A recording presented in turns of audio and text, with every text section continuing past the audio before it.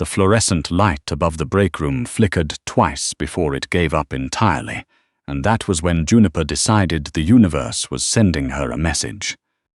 She'd been staring at the same column of numbers for 40 minutes, not because she didn't understand them. She understood them better than anyone in the building, better than her supervisor, better than the regional director, who flew in twice a year in a suit that cost more than her monthly rent. She understood them because the numbers were wrong, deliberately wrong, and the person who'd made them wrong was her uncle. Stick around.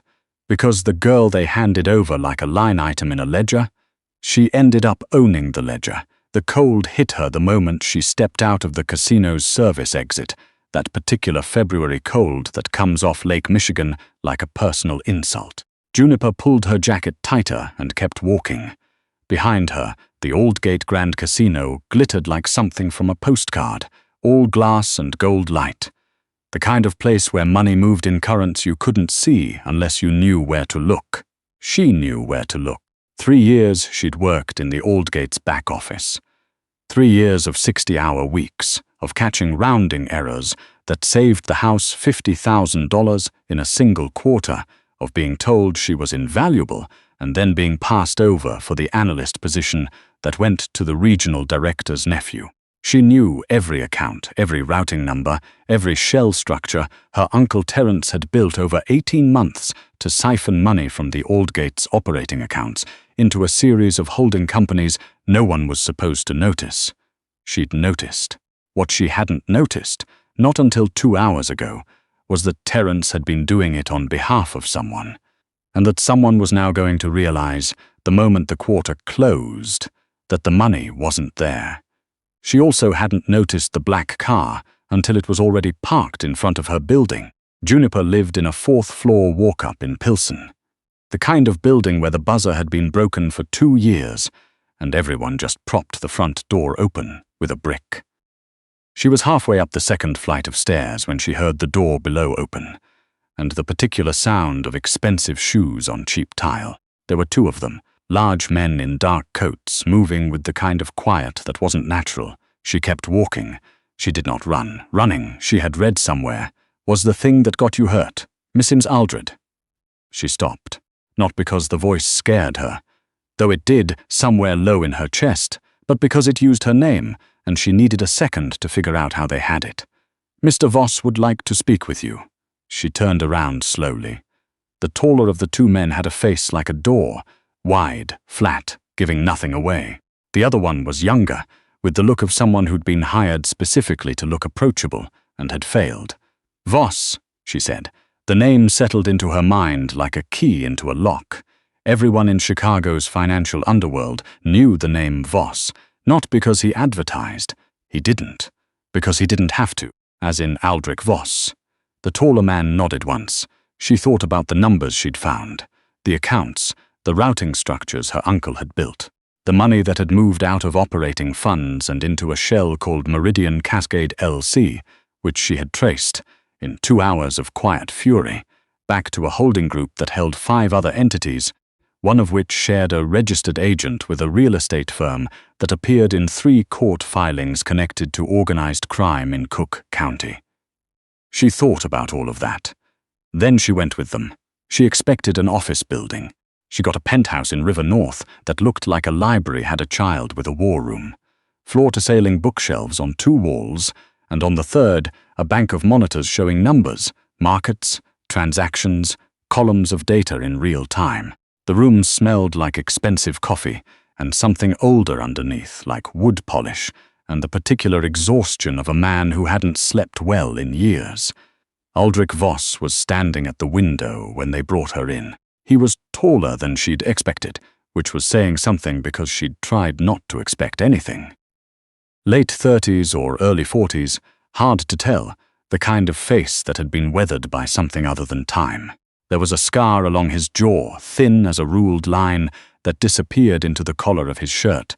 His hands, resting on the window frame, were the hands of a man who'd built things and broken things in roughly equal measure. He didn't turn around right away. "Your uncle stole from me," he said. His voice was low and flat, the kind of voice that didn't need volume to fill a room. 18 months, 43 separate transactions, total exposure of $3.8 million. 3.9, Juniper said. He turned around then. She made herself hold his gaze. It wasn't easy. His eyes were the kind of grey that doesn't have warmth in it, the grey of concrete, of gunmetal, of the sky over the lake in the second week of February. 3.9, he repeated. He miscalculated the compounding on the Meridian Cascade transfers in Q3. He does that. He's always been bad at compounding. She paused. I'm guessing he told you I didn't know. He did. He's a liar. Voss looked at her for a long moment. She couldn't read his expression, which unsettled her, because she was usually good at reading people. Numbers first, people second. That was her order of operations. But she'd learned to do both. Sit down, Miss Aldred, he said. We have something to discuss. She sat. She didn't accept the coffee his man offered, which was a small act of self-preservation. She needed to stay clear-headed, and the smell of it was already making her hands want to shake. What Voss explained, in the careful, level tone of a man reading from a contract, was this.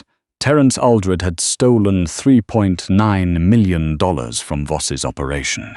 Terence Aldred had then, when confronted, offered something in lieu of immediate repayment. He had told Voss that his niece was the person who actually ran the back-office accounting for the Aldgate, that she knew the systems, knew the irregularities, knew where every dollar moved and why.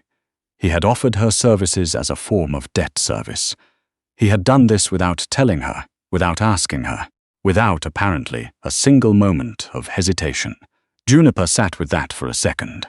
She was aware of Voss watching her face, cataloguing her reaction, and she was aware that she needed to control it. She thought about her uncle at Christmas 3 months ago, slapping her on the back, calling her kid, telling her she was too serious.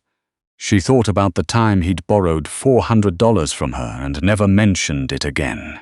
She thought about all the small ways she'd let him take from her because he was family, and she didn't have much of that left. What exactly, she said, did he offer? Your time, your skills. 12 months, working directly for me, auditing my financial operations and identifying any additional vulnerabilities. Voss's expression hadn't moved. He framed it as a gift. I've since come to understand he didn't consult you. He didn't. Does that change your answer? I haven't given you an answer. Something shifted in his face. Not quite surprise, but adjacent to it, like he'd expected a different sentence. No, he said. You haven't. She asked for 24 hours. He gave her 12. She spent them sitting at her kitchen table with a legal pad, writing down everything she knew about Aldric Voss, which wasn't as much as she wanted. He was the kind of man who existed in the negative spaces of public record, referenced in court documents, as an unnamed associate, listed in property records under corporate entities, visible in the margins of Chicago's financial ecosystem without ever appearing at the center. He ran what the FBI called a diversified criminal enterprise, which was a polite way of saying he had his hands in construction, logistics, real estate, and the kind of private lending that didn't involve paperwork. He was also, according to every account she could find, meticulously fair. He kept his word. He didn't make examples of people for sport. She wrote all of this down, and then she wrote down her own situation, which was unemployed as of 2 weeks ago when the Aldgate had quietly let her go after Terence told HR she'd been the one skimming. No savings to speak of. No other family. No one who was going to come looking for her if she disappeared. She was not, she decided, in a position to negotiate from strength. But she was in a position to negotiate. She went back at noon. Voss was in the same room, which made her wonder if he'd slept at all. He looked like a man who'd made peace with not sleeping, like sleep was a luxury he'd decided wasn't worth the price. I'll do it, she said. 12 months. But I have conditions. The man by the door, the tall one, actually looked up. Voss's expression didn't change. Conditions. A salary, not debt service. A salary, market rate for a forensic accounting consultant, paid bi-weekly into an account you don't have access to. She held up a hand before he could speak. I'm not being naive. I know you could find the account if you wanted to. I'm not trying to hide anything.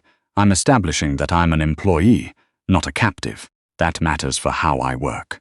Voss said nothing. Second condition, I don't cover anything up. I find problems, I report them to you, and then it's your decision what to do with that information. I'm not your cleanup crew, I'm your diagnostician. Still nothing. Third, my uncle's debt doesn't touch me. Whatever you do about Terence is between you and Terence. I'm here because I chose to be here, not because of what he did. She stopped. Voss was quiet for long enough that she started to wonder if she'd miscalculated badly. Your uncle, he said finally, told me you were good at numbers but difficult. He's half right. This time, something almost happened at the corner of Voss's mouth. It didn't quite become a smile. It was more like the shadow of one, moving across his face and then gone. Agreed, he said. All three. She started on a Monday. They gave her a desk in the operations room, which she interpreted as either trust or a test, possibly both. The operations room was where Voss's people ran the day-to-day. The construction contracts, the logistics routing, the property management accounts. It looked, on the surface, like a legitimate mid-size holding company. Under the surface, she started finding things almost immediately. Not theft, nothing as simple as that. What she found was inefficiency, the specific, compounding inefficiency of a financial system that had been built reactively, each new piece added to accommodate a new need without anyone stepping back to look at the whole. It was the kind of thing that happened in organizations that had grown fast without growing careful. She stayed until 10 on her first night, not because anyone asked her to, but because she'd found something interesting in the Q4 property management reconciliation, and she wanted to understand it before she lost the thread. When she finally looked up, the operations room was empty except for Voss, who was at his end of the room doing something she couldn't quite make out. You should go home, he said without looking up. I found a discrepancy in the Remington Properties account. He looked up then. Not theft, she said.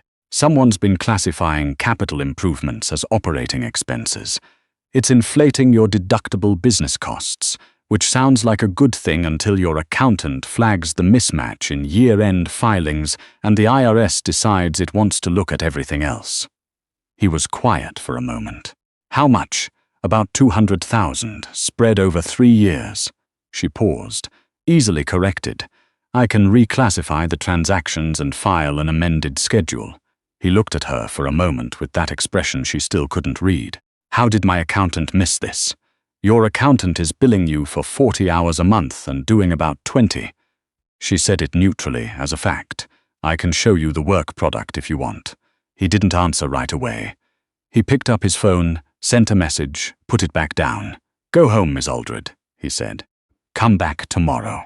She came back tomorrow. And the day after that.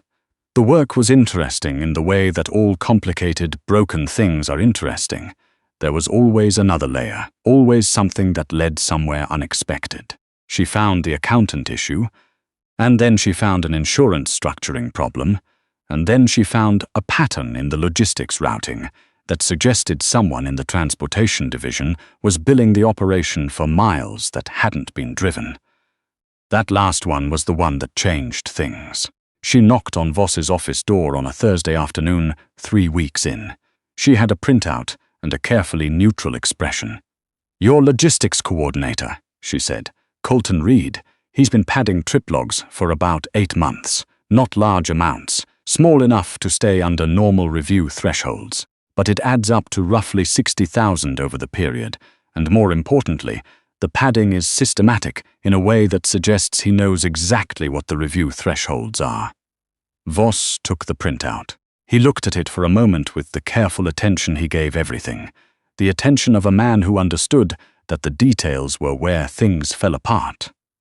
He knows the threshold because he was given access to the audit parameters when we restructured the operations review last spring, Voss said slowly. That's what I thought, too. He looked up from the paper. You thought, I thought. I can't know, but the timing aligns with when he would have gotten that access. Another one of those pauses that she'd learned to sit with. She didn't fill them anymore. She'd figured out, in 3 weeks, that Voss's silences weren't absence. They were processing. He was always doing something in them. You could have written this in a report, he said. Why did you bring it to me directly? She considered the question honestly. Because I wanted to see your face when you read it. He went still. I'm not being impertinent, she said, which was only mostly true.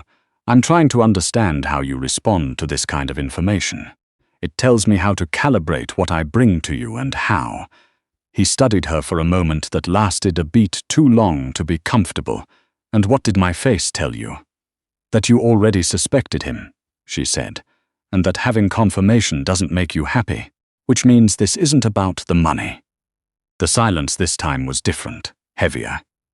He's been with me for 6 years, Voss said quietly. She didn't say anything, because there wasn't anything to say. She'd learned that some things didn't require a response, just a witness. The weeks accumulated. The work got harder and more interesting in proportion to each other, which was the only metric Juniper had ever needed to stay somewhere. She learned the organization the way she learned everything, by paying attention to the edges, where the smooth surfaces ended and the real structure showed. She learned which of Voss's people were careful and which were careless. She learned that the man who ran the construction division, a compact, volatile person named Briggs, was actually quite good at his job despite the volatility, and that the volatility itself was a kind of precision. He was never angry about the wrong things. She learned that Voss made his final decisions alone, in the early morning, before anyone else arrived. She learned this because she started arriving early too. She told herself it was because she worked better in the quiet. This was true. She didn't examine the other reasons too carefully. What she couldn't avoid examining was the morning in April when she arrived at 6:30 and found Voss already at his desk with his jacket off, and a cut on his right hand that he was ignoring with the focused indifference of a man who had decided the cut wasn't worth his attention. "There's a first aid kit in the supply room," she said, setting down her coffee. "I'm aware. You're bleeding on your keyboard," he looked down. He was, in fact, bleeding slightly on his keyboard. He looked back up at her with an expression that managed to be both annoyed and resigned. She went and got the first aid kit. She cleaned the cut. It was shallow, more dramatic looking than serious, and put a bandage on it with the efficient impersonality of someone who has given themselves stitches before and learned not to be precious about injury. He sat still and let her, which surprised her. He didn't seem like someone who let people do things for him. "What happened?" she asked. "Occupational concern, that's not an answer." "No," he agreed. "It's not." She taped down the last corner of the bandage and stepped back. "I'm not asking to pry. I'm asking because if there's a pattern to the occupational concerns, it might be relevant to the security review I'm doing on the operations infrastructure." He looked at her for a moment. Someone in the Delvane distribution network decided to renegotiate terms. She knew the Delvane network. She'd audited part of it in February. The route through Hammond? Yes. There was an anomaly in the billing from that route 6 weeks ago, she said. I flagged it in the weekly report. I thought it was an administrative error. He was quiet for a moment. It wasn't. No, she said slowly. It wasn't. She looked at her hands, then back at him. I should have brought that one directly to you too. You didn't know. I'm learning that I should assume things I can't explain are deliberate. She picked up the first aid kit. I'll adjust my approach. He watched her carry the kit back to the supply room. When she came back, he said without preamble, You don't trust easily. No, neither do I. He turned back to his desk. It makes working with you. He paused, considering the word carefully. Efficient. It was, she thought, possibly the most honest thing he'd said to her since she'd arrived. May arrived, and the Delvane situation got worse before it got better, which is the nature of most situations that start badly. There were 3 nights in a row where Juniper stayed until past midnight, because the financial trail of what was happening in the Hammond network required more attention than daytime hours allowed. And the 4th night Voss came into the operations room at 11:30 with 2 cups of coffee and set one on her desk without comment. She looked at it. Black, he said, you take it black. You noticed. I notice things. She picked up the cup. It was exactly the right temperature, which meant he'd timed it deliberately, which was the kind of thing that shouldn't have registered as significant, but did, in some inconvenient place in her chest that she was mostly ignoring. "I found the secondary account," she said, "the one they're using to move the margin money out of the Hammond route. It's structured through a freight brokerage in Indiana. The brokerage is legitimate, which is what makes it work. They're just using it to layer the transactions." Voss sat down across from her. "Show me." She turned her laptop. He leaned in to look at the screen, close enough that she could see the scar on his jaw clearly, the fine line of it, the way it had healed slightly uneven. "Here," she pointed. "The brokerage invoices are real. The freight is real. But the volumes don't match the actual hauls. They're billing for capacity they're not using. And the overage is the margin." She scrolled down. "And here, this account receives the overage. I've traced it 3 layers, but I haven't gone further. I didn't want to go further without you." He was quiet for a moment, studying the screen. Close up, she could see that he was tired, genuinely tired, not the managed tiredness he usually wore, but something deeper. She wondered when he'd last slept a full night. She wondered if he ever did. "How far can you trace it?" he said. "As far as you want." He looked at her then, sideways, close, with the full weight of his attention, which was considerable. Why? She understood the question. It wasn't "why are you willing?" It was "why are you actually doing this?" Why was she still here at midnight tracing freight invoices for a man who ran a criminal syndicate, when she could have done the 12 months quietly and left? She thought about it honestly. "Because it's interesting," she said, "and because whoever's doing this thinks you won't catch them, and I find that," she paused, looking for the right word, "professionally offensive." His expression did the thing it had started doing in the last few weeks, that almost thing at the corner of his mouth. "Professionally offensive. I have a system. I built it over 3 years. It finds problems." She looked back at the screen. "When someone tries to hide inside it, I take that personally." He was quiet for long enough that she thought he wasn't going to respond. Then he said quietly, "My father built this organization from a single loan sharking operation in Bridgeport. He kept the books himself in a spiral notebook for the first 8 years. He told me once that the numbers never lied. People lied, but the numbers always told you what had actually happened." She thought about that. He was right. He was. A pause. He died without finding the person inside his organization who'd been stealing from him for 4 years. It broke something in him, not catching it. She looked at him. He was looking at the screen, not at her, which meant he'd said something he wouldn't have said if he'd been looking at her. "I'll find them," she said quietly. He didn't respond immediately. When he did, he didn't look at her. "I know. She found them in June. It wasn't dramatic. The most important discoveries never are. They're just the moment when enough pieces are in the right place that the picture finally shows itself." She was cross-referencing invoice timestamps against GPS records from the Hammond routes when she caught a 12-minute discrepancy that should have been invisible but wasn't, because she'd set up her system to catch discrepancies of any size, and 12 minutes, it turned out, was enough time to make one phone call. The number that had been called was registered to a logistics director who had been with Voss's operation for 11 years. She sat with that for a moment. 11 years. And then she picked up her phone and called Voss directly, which she'd never done before. He answered on the second ring. "Aldred, I need you to come in," she said. Tonight he came. She showed him everything. The timestamps, the call records, the invoice cross-references, the secondary account she'd traced to a 6th-layer shell company that shared a registered agent with a property held in the logistics director's wife's maiden name. All of it laid out on the operations room table in the order she'd found it, the way she'd have presented a forensic audit to a client. He stood at the table and read through everything carefully, in the order she'd laid it out. She watched his face and saw almost nothing, just the same focused quiet he brought to everything. But at the end, when he'd read the last page, he was still for a moment too long. 11 years, he said. Yes. He looked up. His eyes were tired and something else, something that wasn't anger but was adjacent to it in the way that the cold of the lake was adjacent to the wind. Different, but the same direction. "How did you find the property?" he said. The wife's maiden name. I always check the maiden names. Something crossed his face. It took her a second to identify it, because she'd never seen it there before. Why? He said. Because that's where people hide things they think are safe, she said, in the names that don't connect to them on paper. He held her gaze for a moment. Your uncle did the same thing, she said. Different structure, same instinct. He looked back at the papers.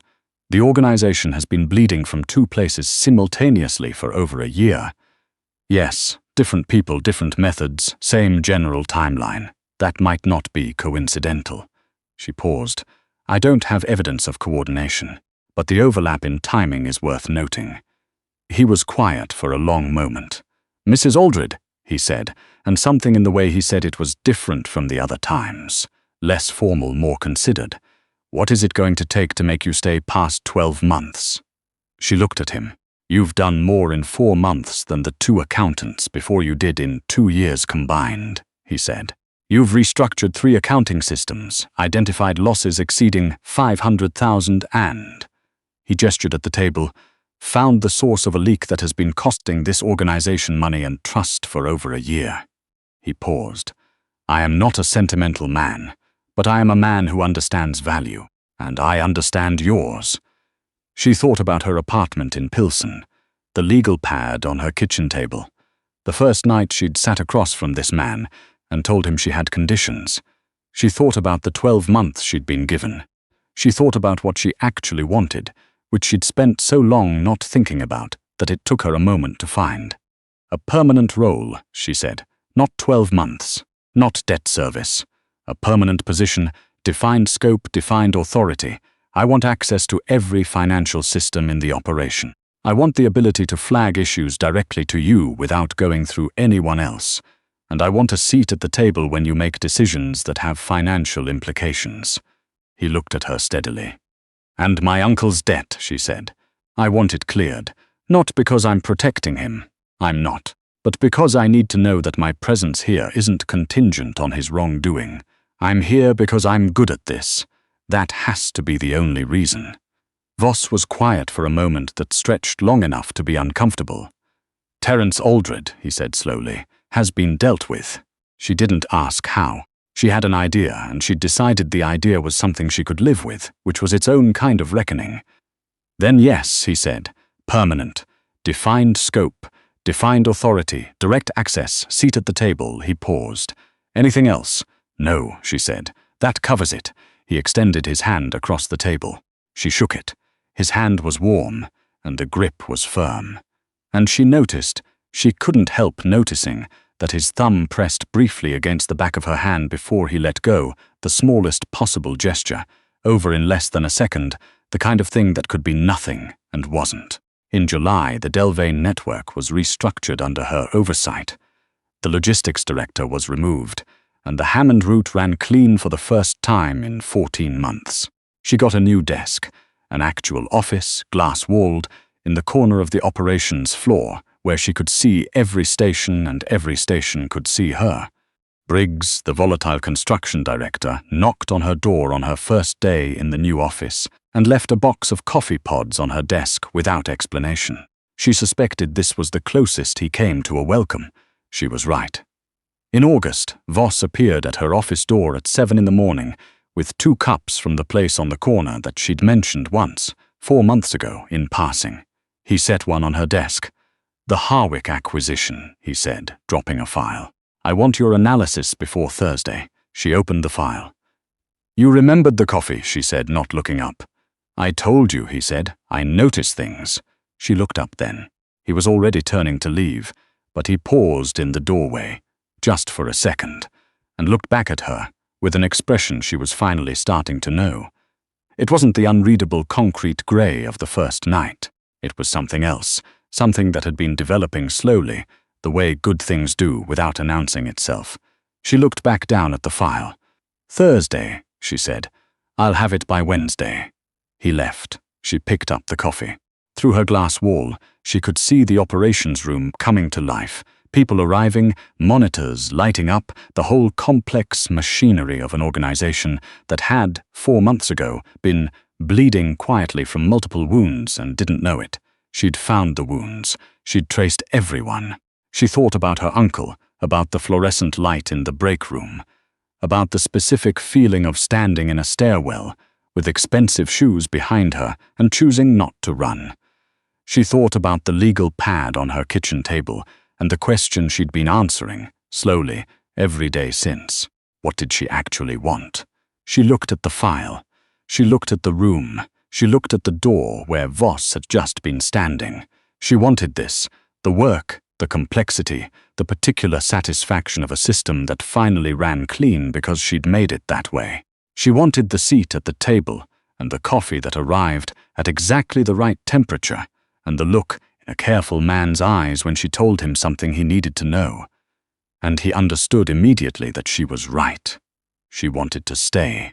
The girl they'd handed over like a line item in a ledger had become the person who kept the books, and nobody moved a dollar in that building without her knowing it first.